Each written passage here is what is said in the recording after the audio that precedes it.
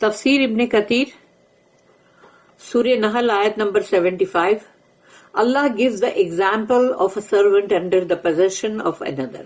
اللہ ہم کو یہاں پر ایک مثال دے رہا ہے ایک غلام کی، ایک بندے کی جو دوسرے کے مطلب اختیار میں ہے، دوسرے کے پوزیشن میں.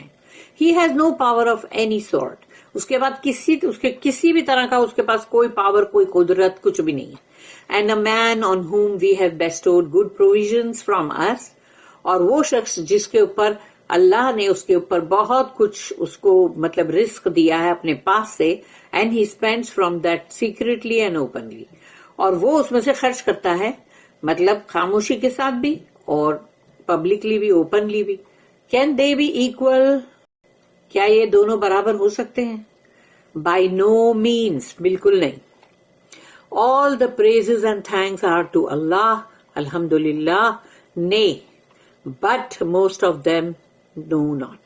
نہیں، مگر بہت سے لوگ ہیں جو نہیں جانتے، جن کو علم نہیں ہے. The example of the believer and the disbeliever, or the idol and the true God. یعنی اس میں اللہ نے جو ہم کو مثال جو دی ہے، ایگزامپل، اس میں مومن اور کافر یہ دو کی بھی ہو گئی، لیکن پھر وہ بت، وہ جھوٹے معبود، اور the true God یعنی کہ جو اللہ ہے، یہ بھی ہو گیا. تو اللہ کی بات میں تو بھائی ہوتا ہی ہے نا ایسا.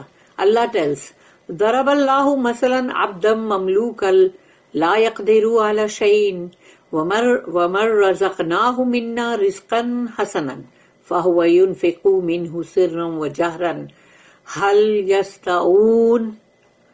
اللہ gives the example of a servant under the possession of another. اللہ یہاں مثال ہم کو جو دے رہا آیت میں کہ ایک بندہ جو ہے جو دوسرے کے مطلب قبضے میں ہے. He has no power of any sort. اس کے پاس کوئی پاور نہیں. And a man on whom we have bestowed good provisions from us. اور وہ شخص جس کو ہم نے اپنے پاس سے بہت اچھا رزق دیا ہے. And he spends from that secretly and openly. اور وہ اس کو خرچ کرتا رہتا ہے privately اور publicly. Can they be equal? By no means. کیا یہ برابر ہو سکتے ہیں؟ بالکل نہیں. Al-Awfi reported that Ibn Abbas radiallahu anhuma said, this is the example which Allah gives of the disbeliever and a believer. یہاں اللہ نے مثال جو دی ہے وہ ہے ایک کافر کی اور ایک مومن کی. This was also the view of Qatada rahimahullah and Ibn Jarir rahimahullah. The servant who has no power over anything is like the disbeliever. وہ کافر ہے جس کا کہیں پر کوئی پاور نہیں ہے، تو وہ ایک مطلب عبد ہے. And the one who is given good provisions, اور جس کو اللہ نے بہت اچھا رزق دیا، and spends of them secretly and openly, is like the believer. اور وہ جو اس میں سے خرچ کرتا رہتا ہے، بہت ہی مطلب جنرس ہے وہ، اور بہت خاموشی کے ساتھ بھی کرتا ہے اور کھلے عام بھی کرتا ہے، تو وہ ہے مومن. ابن ابی ناجہ reported that Mujahid said, this is an example given of the idol and the true God. کہ یہ مثال جو دی گئی ہے اس میں بت بھی، ایک بت ہے اور ایک سچا معبود اللہ. Can they be the same? کیا یہ دونوں برابر ہو سکتے ہیں؟ نہیں. Once the difference between them is so clear and so obvious, no one can be unaware of it except the one who is foolish. یعنی جو بے وقوف ہے، فولش ہے، بس وہی ہے جو ان دونوں کا فرق نہیں سمجھ رہا ہے. جبکہ فرق بہت ہی صاف طور پہ بتایا گیا، بہت ہی مطلب کھل کے بتایا گیا ہے. اس کے باوجود بھی اگر وہ نہیں سمجھ رہا ہے تو وہ فولش ہے، بے وقوف. اللہ says الحمدللہ بل اکثرہم لا یعلمون.